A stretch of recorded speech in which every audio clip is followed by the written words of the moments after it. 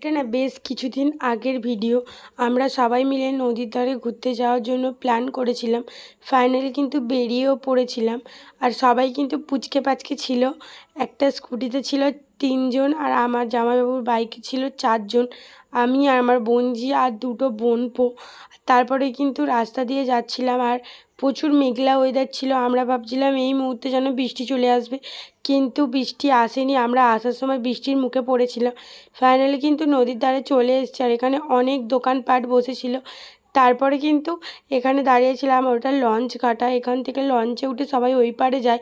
আর আজকে না মেঘলা ওয়েদারে খুব সুন্দর লাগছিল। আর তারপরে কিন্তু সবাই লঞ্চ দেখার জন্য অপেক্ষা করছিল, কিন্তু একটাও লঞ্চ আসেনি। তারপরে ওখানে জামাইবাবু জল তোলার জন্য লেবে পড়েছিল, আর ওখানে আমরা বেশিক্ষণ থাকিও নি, চলে এসেছিলাম।